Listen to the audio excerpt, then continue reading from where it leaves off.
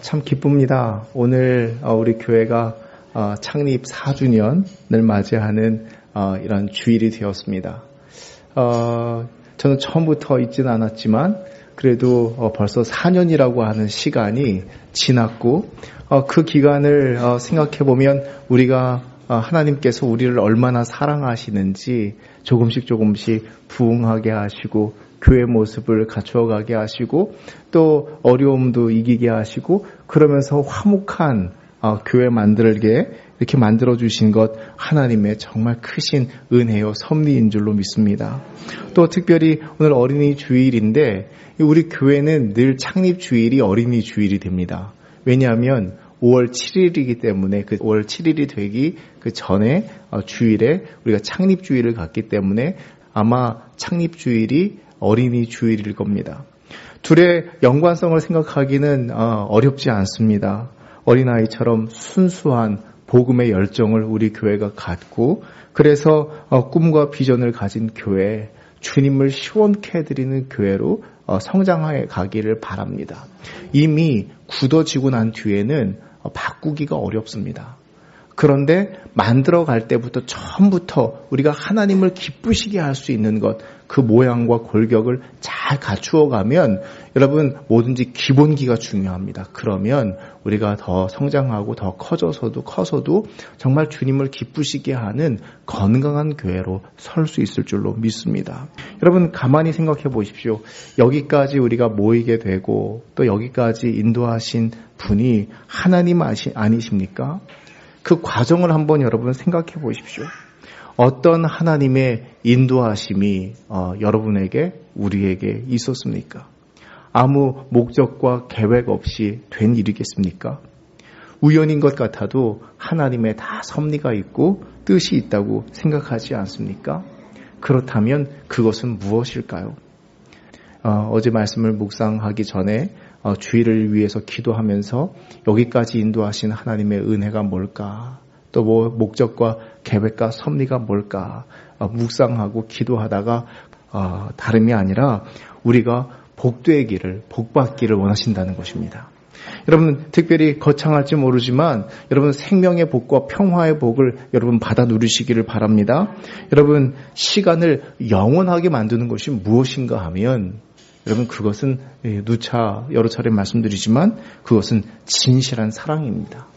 우리가 진실한 사랑에 잇대어 있을 때 기대어 있을 때 그 순간은 영원한 것입니다. 우리는 사랑하며 살기에도 너무나도 짧고 아쉽다고 하는 것을 이 세월호 참사를 통해서 우리가 배운 것 아닙니까? 여러분 우리가 사랑의 복을 누린다라고 하는 것 이것이 얼마나 복된 것인지 우리가 미워하고 원망하고 투정하고 누군가를 배척하고 배타적으로 살아갈 수도 있지만 그러나 주님께서 우리에게 사랑의 능력과 사랑의 힘을 줘서 누군가를 용서하고 사랑하며 살아간다고 하는 것은 여러분 정말 이것은 하나님의 큰 복입니다. 세상적인 것들을 다 준다고 하더라도 물질적인 것을 얻는다고 하더라도 세상의 명예를 얻는다고 하더라도 사랑 없으면 아무것도 아닙니다. 사랑이 없기 때문에 우리가 불행한 것입니다. 그런데 우리가 예수를 만나서 예수님 안에서 우리가 사랑을 나누고 우리의 삶이 그것들 없어도 다 됩니다. 사랑만 있으면 우리의 삶은 영원한 것이라 말할 수 있겠습니다. 두 번째는 여러분 평화의 복이 넘치기를 기원합니다. 여러분 가정에서 화목하십시오. 또 일상의 자리에서 사람들과 관계할 때 화평하십시오. 또 자기 심령 속에서는 내 안에서는 주님의 평강이 있기를 바랍니다. 염려, 근심, 걱정 이런 것에 휩싸여 있던 이들에게는 주님의 평안이 넘쳐나기를 바랍니다. 여러분 이런 게 다 평화의 복 아닙니까? 여러분 평화가 없으면 관계가 좋지 못하면 우리 삶은 불행한 것이죠. 그 많은 것들을 가졌다고 하더라도 불행한 것이죠. 그러나 여러분 하나님께서 평화의 복을 주시는 사람은 다릅니다. 이웃과 화평하고 가정에서 화목하고 그래서 그 관계들이 너무너무 좋기 때문에 그것만으로도 행복한 것이죠. 여러분 특별히 우리 교회가 우리 교회는 이 생명과 평화라고 하는 것, 평화와 생명이라고 하는 것, 이것을 화두로 삼고 이 복과 은혜를 우리 모두가 누릴 수 있기를 축원합니다. 여러분, 앞으로 우리 교회가 더 부흥하고 성장하는 교회가 되기를 바라는데요. 단순히 숫자만 늘어가는 것, 그것이 아닙니다. 주님이 기뻐하시는 교회, 주님을 섬기고 주님의 뜻에 합당한 교회, 그러한 교회의 몸을 만들어 가야 합니다. 여러분, 주님은 우리에 대해서 또 우리 교회에 대해서 어떤 기대를 하고 계실까요? 오늘 주신 말씀을 가지고 가늠해 보고자 합니다. 여러분, 먼저 교회에 대한 일반적인 기대가 무엇일까? 오늘 세상 사람들은 교회에 대해서 어떤 기대를 가지고 있는가? 요즘 같은 세상에서는 아마도 우는 이들과 함께 울어주고 위로가 되기를 바랄 것입니다. 여러분, 교회는 우는 이들과 함께 울어줘야 합니다. 어떤 교리니 또 율법이니 도덕이니 이러한 것 가지고 나의 생각이 다르다고 해서 울어주는 것, 위로해주는 것에 경계선을 긋는 것이 아니라 우는 이들과 함께 울어주고 함께 아파해주는 것입니다. 거기에서 부활의 능력도 있고 부활의 소망도 나타나고 주님의 능력이 나타나는 것입니다. 욥의 친구들이 욥이 고난을 당했다는 소식에 불원천리하고 달려왔습니다. 여러분, 얼마나 좋은 친구들입니까? 그 먼 길 마다하지 않고 불원천리하고 천리길 멀다 하지 않고 달려와서 그 욥과 함께 주었습니다. 7 주야를 그와 말없이 함께 주었을 때 정말 좋은 친구들이었습니다. 그런데 여러분, 그게 언제 깨집니까? 고난에 대해서 인간적인 말을 하기 시작할 때 그때 더 이상 함께 울어줄 수 없었습니다. 마찬가지입니다. 우리가 누군가와 함께 울어주고 세상과 함께 아파하고 울어주려면 그 심정이 되어서 그냥 울어주면 됩니다. 그런데 교리라고 하는 것이 가로막고 있고 또 내 생각이 가로막고 있고 교회라고 하는 어떤 율법이라고 하는 것들이 가로막혀 있어서 울어주지 못한다면 여러분, 주님께서 울어주기를 바라는데 여러분, 이 마음을 우리가 헤아려야 하죠. 또 세상은 다 부패하고 썩어도 교회만은 깨끗하기를 바랍니다.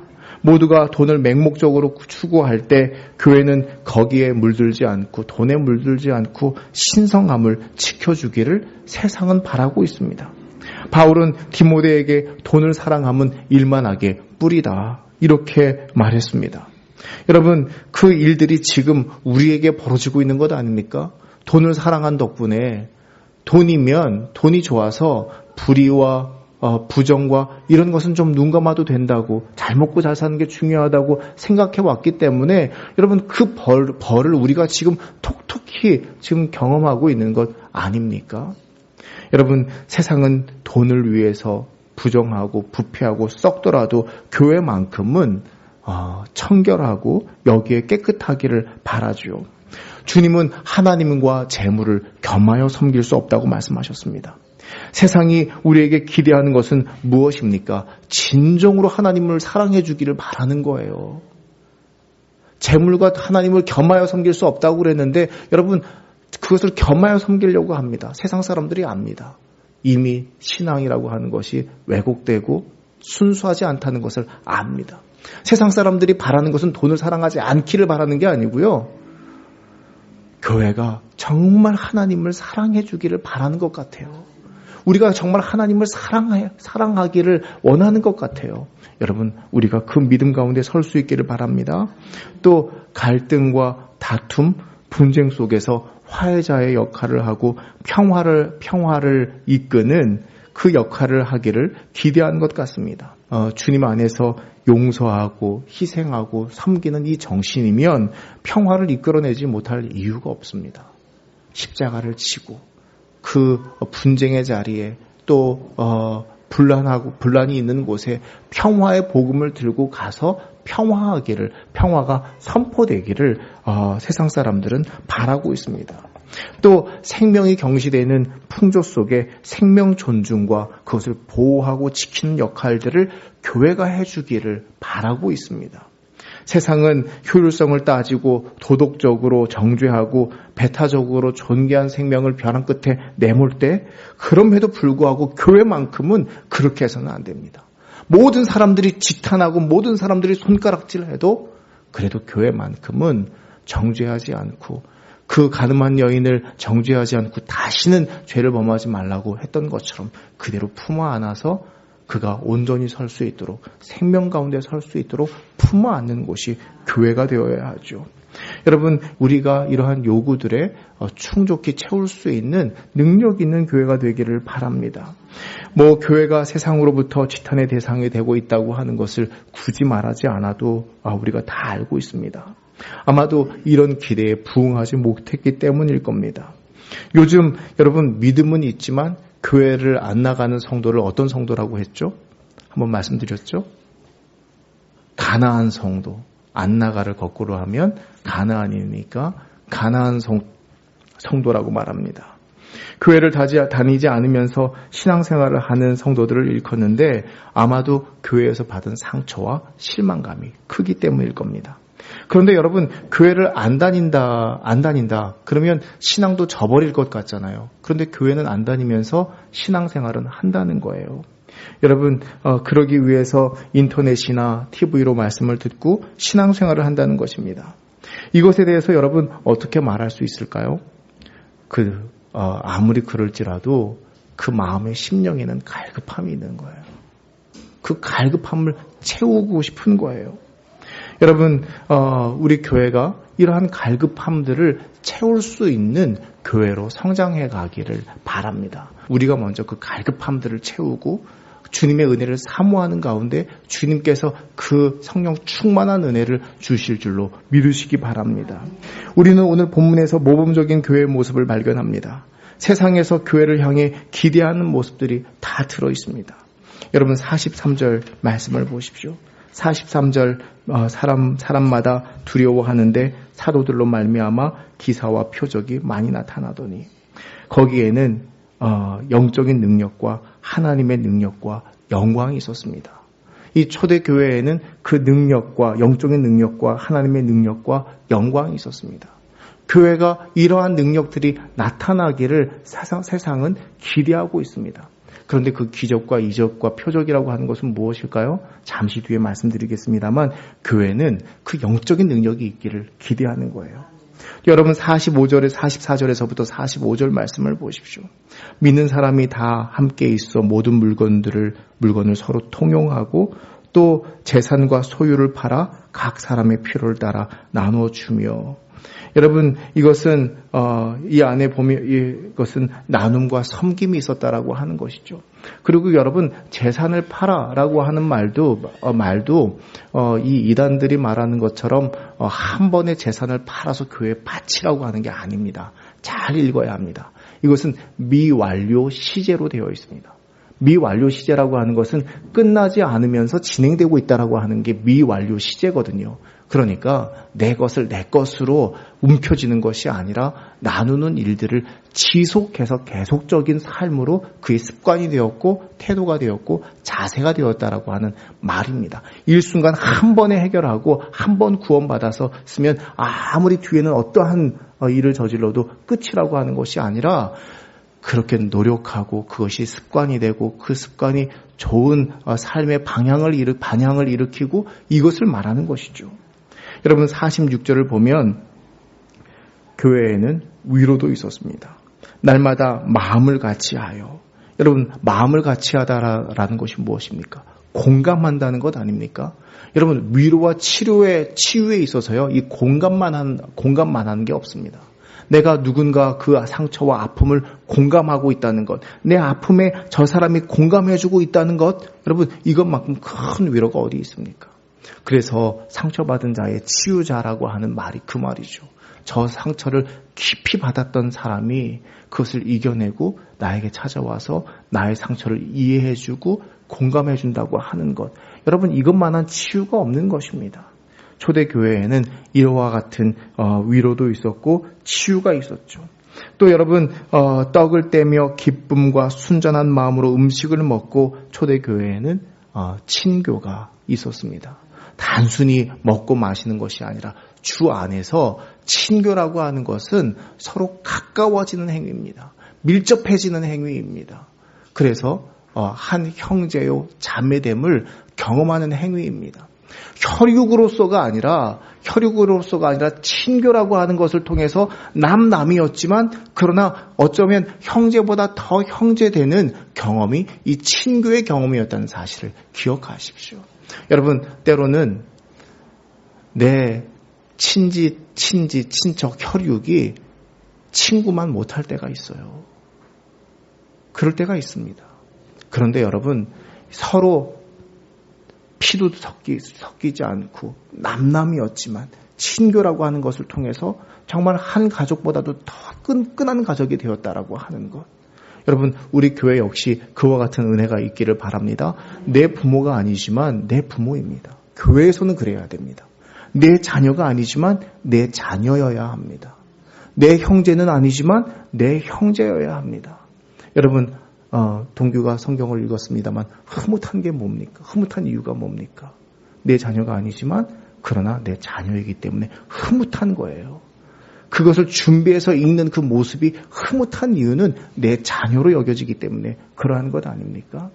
여러분 47절 말씀을 보십시오. 하나님을 찬미하며 온 백성에게 칭송을 받으니, 여러분 하나님을 찬미하며 온 백성에게 칭송을 받으니, 여러분 그 46절 앞에 있는 말씀하고 같이 이어서 생각해 보면요, 그들은 마음을 같이하여 성전에 모이기를 힘쓰고 라고 했습니다. 성전에 모이기를 힘쓰고, 마음을 같이 할 뿐만 아니라 공감하고 한 마음 되어서 마음이 서로 통할 뿐만 아니라 그 마음으로 성전에 모이기를 힘쓰고, 여러분 그들이 하나님을 예배하고 있습니다. 하나님을 찬양하고 있습니다. 여러분, 우리가 각자 개별적으로 하나님을 찬양하는 것과 정말 우리가 서로 사랑하면서 하나가 되어서 합창과 같이 하나님을 찬양하는 것, 여러분 교회의 영적인 능력이 다릅니다. 여러분, 우리가 예배하면서 옆에 사람과 미워하는 관계, 서로 거리를 둔 관계라고 생각해 보십시오. 예배가 편합니까? 불편하죠. 그런데 여러분, 그것을 해결하고, 그래서 평화하고 화목한 가운데 하나님을 예배한다고 생각해 보십시오. 그 모습이 하나님께 영광이 되는 것입니다. 여러분, 우리에게 이와 같은 그 복된 모습들이 우리 교회에 있기를 바랍니다. 이런 모습들은요, 분명한 것은 유대 기존 공동체에서는 찾아볼 수 없는 모습이었습니다. 율법을 중요시하고 정결과 속된 것을 구별하고 그 경계를 긋는 사람들에게, 그리고 어떤 담벼락과 분리의 장벽을 만들어내는 사람들에게서는 결코 찾아볼 수 없는 모습이었습니다. 그것이 주님의 공동체 안에서 일어났다라고 하는 것이죠. 여러분, 그래서 일어난 일들이 무엇입니까? 47절 말씀에 보면은요, 구원받은 사람들이 많아졌다라고 하는 것입니다. 사람들에게 기존에 있는 회당 중심의 공동체라든지 성전 중심의 공동체는 대안이 되지 못하고 희망이 되지 못했지만, 주님의 몸된 교회를 이루어가는 주님의 공동체는 이러한 교회의 모습을 통해서 세상의 대안이 되었고 희망이 되었고 갑갑한 사람들의 마음이 시원케 되는 역사가 일어났다라고 하는 것입니다. 여러분, 이것이 교회의 사명 아닙니까? 이것이 교회라고 하는, 에클레시아라고 하는 말, 교회는 따로 세상 가운데 있는 이들을 주님의 사람으로 따로 불러내어서 주님이 쓰시는 믿음의 공동체로 삼으신, 교회로 삼으신 목적이 아닙니까? 여러분, 수많은 교회들이 있지만 특별히 그 교회들 가운데 우리 교회가 구별되어서 세상을 시원케 하고 또 하나님을 기쁘시게 하는 교회가 되기를 바랍니다. 여러분, 대형 교회들이 많이 있습니다. 그러면 그 대형 교회가 커지면 힘이 생기고 또 할 만한 어떤 능력들이 생기니까 이러한 일들을 하고 세상을 이길 수 있을 텐데 그렇지 못한 것 같습니다.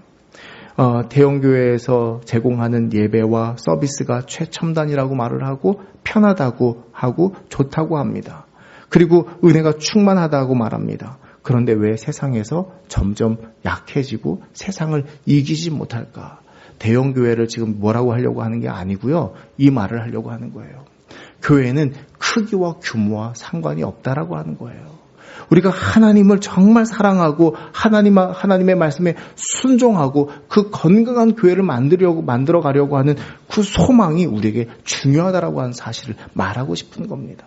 여러분, 우리 교회가 앞으로 성장해 갑니다. 그런데 여러분, 우리 교회가 지금 20명, 30명, 40명, 그래서 100명이 되면 더 큰 주님의 일을 할 것 같습니까? 여러분, 주님의 말씀으로 훈련되지 않으면, 그 말씀으로 우리가 연단되지 않으면 교회 규모가 그 규모가 되면 또 똑같이 그때는 또 어려움이 있고 문제가 생기는 거예요. 큰 교회가 되면 큰 교회가 되는 대로 문제가 생기는 거예요. 여러분, 작은 교회라고 못할 게 아니라 여러분, 우리가 얼마나 지금 좋은 일들을 하고 있습니까? 지역의 반찬 봉사, 독거노인들 반찬 봉사를 하고 교회가 좋은 소문들이 나고 있습니다. 여러분, 이러한 것들을 우리가 더 사모하면서 교회가 교회됨에 정말 우리가 진정한 목적을 세우고 목표를 세우고 주님 기뻐하시는 교회가 무엇인지 그것을 찾아갈 수 있는 우리가 되기를 바랍니다. 여러분, 저의 진단과 처방전은 이것입니다. 성화라고 하는 것입니다. 우리가 교회 안에서 연단받고 훈련받는 것, 교회가 필요한 이유는 여러분 성화라고 하는 것 때문입니다. 여러분, 교회란 무엇인가? 이것은 교리적으로 말을 하면 교회란 부활하신 예수 그리스도의 몸이라고 고백되어집니다. 주님은 그 교회의 그 몸의 머리가 되시고 우리는 각 지체가 되지요. 부활하신 주님의 현존하심이 이 교회를 통해서 나타나는 것입니다. 여러분, 이거 하나 여러분 마음에 새기십시오. 교회는 주님의 부활하신 몸이다. 이것을 새기십시오. 여러분, 무슨 말인가 하면 교회의 모습을 통해서 세상 사람들이 기대하는 것이 무엇입니까? 예수님의 모습이라고 하는 거예요. 교회를 통해서 예수님의 모습을 기대한다라고 하는 거예요. 예수님의 사랑을 경험하고 부활하신 주님을 교회를 통해서 세상 사람들은 만나기를 원하고 있습니다. 그것을 기대하고 희망하고 있습니다. 그렇다면 교회를 통해서 우리가 추구해야 할 것은 무엇인가? 여러분, 사회봉사, 세상적인 어떤 봉사, 개혁, 혁명 이런 것들은 사회단체에서도 다 합니다. 교회가 여러분 추구해야 될 것 중에 놓쳐서는 안 될 것이 있는데 그것은 성화라고 하는 것입니다. 물론 교회가 부흥도 해야겠고 성장도 해야겠고 영혼 구원의 목표점을 세워야 합니다. 그런데 여러분, 여기에서 빠져서는 안 되는 것이 바로 성화입니다. 교회가 예수 그리스도를 닮아가는 것. 각 교회에 있는 지체들이 예수 그리스도를 닮아가는 것, 여러분, 이 목표점을 잃어버려서는 안 된다라는 것이죠. 우리 교회가 4주년을 맞아서 주님을 기쁘시게 해드린 교회가 되기 위해서, 또 메마른 세상을 시원케 하는 교회가 되기 위해서 다시금 이 성화라고 하는 목표점을 우리가 세울 수 있기를 바랍니다. 교회가 더 교회되어져 가고, 교회가 거룩해져 가고, 교회가 신령해져 가고, 교회가 그 이름만 들어도, 거기 문정포도나무 교회가 있어, 이 이름만 들어도 거기는 주님 기뻐하시는 교회야. 그 교회를 통해서 주님 만날 수 있어. 여러분, 이것이 전도가 되는 것이고, 이것이 은혜가 되는 것이고, 세상을 밝게 하는 것이고, 빛과 소금의 역할을 감당하는 것 아닙니까? 여러분, 어떻게 해야 할까요? 어떻게 하면 성화의 길을 가운데 또 주님의 몸된 교회를 통해서 예수 그리스도의 영광을 나타냅니까? 오늘 본문에 집중하면서 요소와 비결을 찾았습니다. 여러분, 이 말씀을 묵상하면서 금방 제 눈에 들어오는 것이 있었습니다. 여러분, 다시 한번 말씀을 관찰해 보십시오. 여러분, 찾아보시기 바랍니다. 모든 물건을 서로 통용하고 재산과 소유를 팔아 각 사람의 필요를 따라 나눠주며, 또 날마다 마음을 같이하여 성전에 모이기를 힘쓰고, 떡을 떼며 기쁨과 순전한 마음으로 음식을 먹고 하나님을 찬미하며 온 백성에게서 칭송을 받으니. 여러분, 보이십니까? 여러분, 찾으셨습니까? 저는 이 행위를 찾은 게 아닙니다. 모든 물건을 서로 통용하고, 이 통용하는 것, 이런 행위와 실천을 찾은 게 아닙니다. 물론 그래야 하죠. 여러분, 그 다음에 보십시오. 재산과 소유를 팔아 각 사람의 필요를 따라 나눠주며. 여러분, 이 행위가 아니라 그 행위 속에 있는 것을 찾아보십시오. 날마다 마음을 같이하여 성전에 모이기를 힘쓰고. 여러분, 이 행위는 누구나 다 말하는 것입니다. 말할 수 있는 것입니다. 이 말씀을 묵상하다 보니까 제 눈에 들어온 것, 제 눈에 보인 것은 다름 아니라 사람이 있다는 것이었습니다. 하나님께서 우리에게 원하시고 기대하는 사람의 모습이 있다는 것입니다. 그 교회 안에 있던 성도의 모습이 성도가 이랬다는 거예요. 그 사람이 보여야 되는 거예요. 여러분, 이 말씀을 읽으면서 행위가 아니라 그것을 하고 있는 그 사람들, 구성원들, 그 사람들이 그 교회 안에서 정말 그 복된 교회를 누리고 있는 그 사람들의 모습을 여러분 연상해 보시고 집중해 보십시오. 여러분, 보이십니까? 사람이 보이십니까? 여러분, 그렇다면 우리 교회 성도들의 모습이 같이 보이셔야 합니다. 웃는 모습들, 또 어려움을 당하는 성도의 모습들, 그래서 내가 위로해야겠다라고 하는 자발적인 마음들, 이러한 모습들이 보여야 합니다. 사람이 소외되고서는, 사람이 제외되고서는 여러분 좋은 교회가 만들어질 수 없습니다.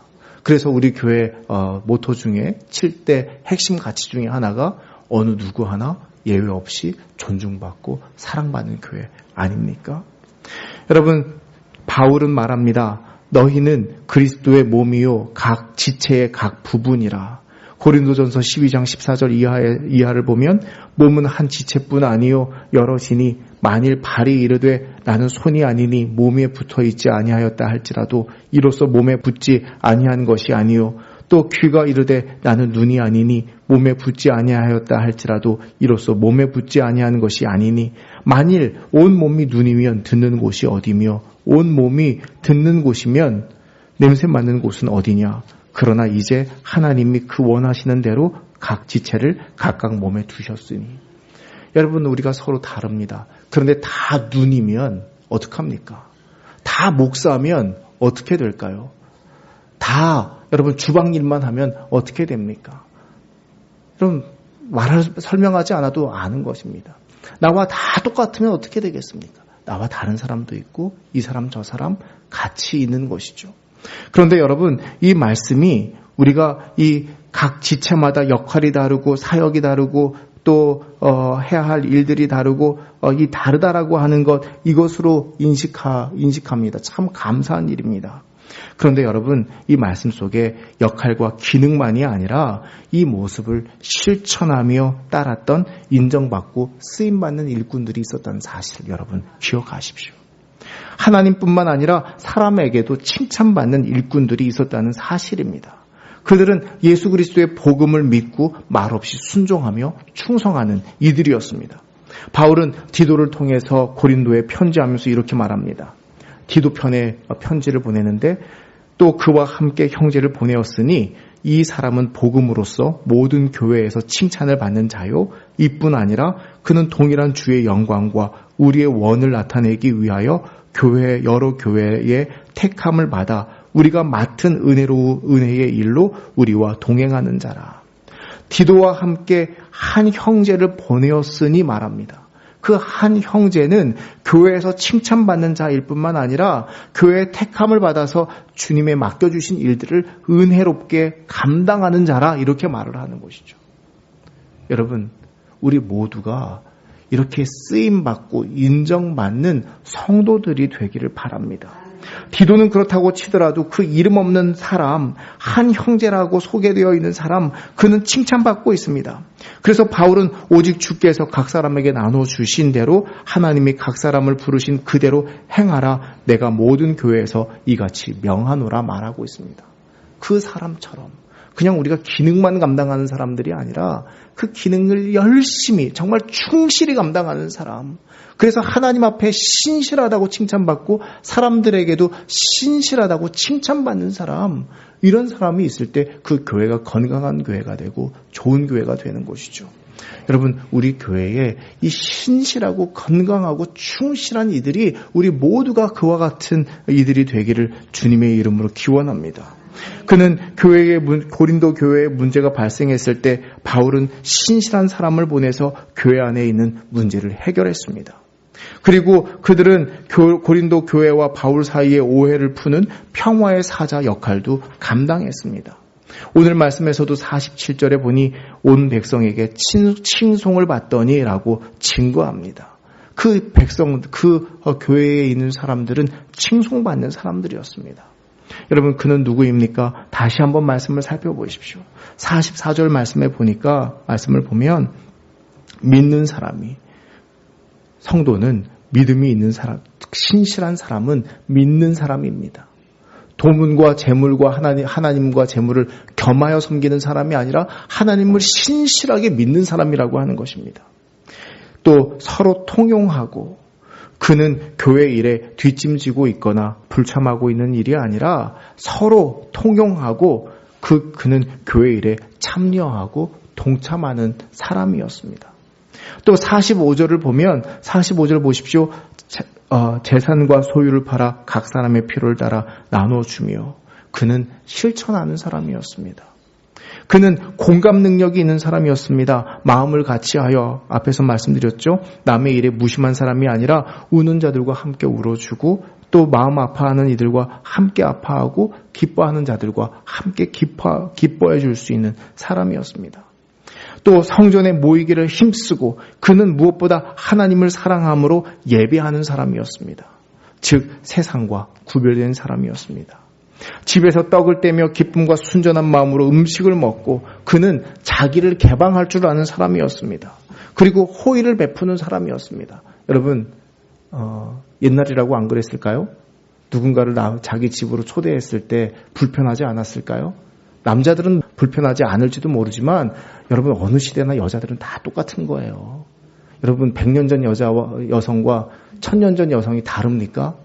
똑같잖아요. 여성이 100년 시간이 지난다고 다릅니까? 여러분, 100년 전 남자와 1000년 전 남자가 다를까요? 똑같아요. 여러분, 그런데 자기 집으로 초대하고 개방해서 같이 떡을 떼고 나누고, 여러분, 이와 같은 호의를 베푸는 사람이라고 하는 것이죠. 그 모습 때문에 어느 누구 하나 예외 없이 존중받고 사랑받았습니다. 여러분, 어떨 때 이렇게 가능합니까?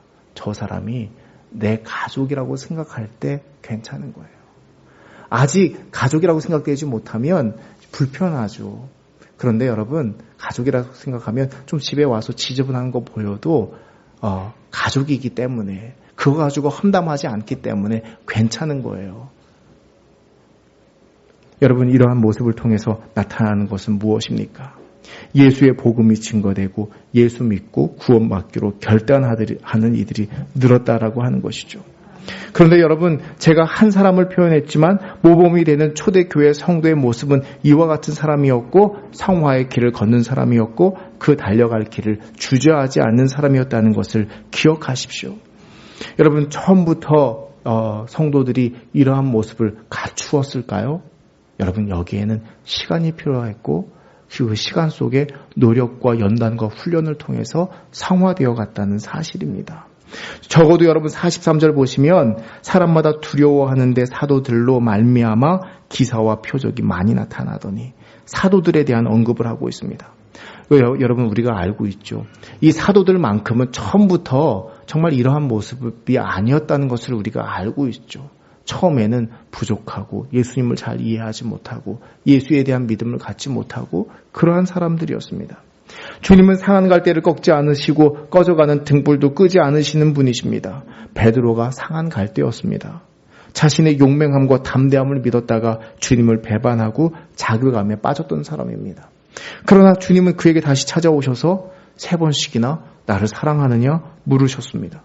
실수투성이고 연약하고 부족한 사람이었지만 끝까지 사랑하시는 그 예수님의 사랑에 힘입어서 그는 사도의 사명을 감당했다라고 하는 것이죠. 그는 교회를 통해서 변화되어졌고, 교회를 통해서 성숙되어졌고, 교회를 통해서 성화되어 나갔습니다. 왜냐하면 거기에는 성령의 역사도 있었지만 주님의 시험과 훈련도 있었기 때문입니다. 그것을 이겨내고 단련하면서 성화가 이루어지는 것입니다. 여러분, 왜 우리가 교회에 나와야 합니까?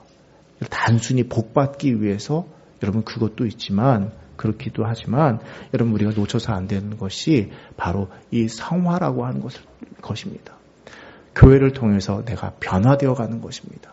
내 의지와 나 혼자 내가 스스로 훈련하고 스스로 수련하고 스스로 돌을 닦아서 내가 변화될 것이라고 생각하지만 여러분 얼마나 사람이 변화되는 것이 어렵습니까?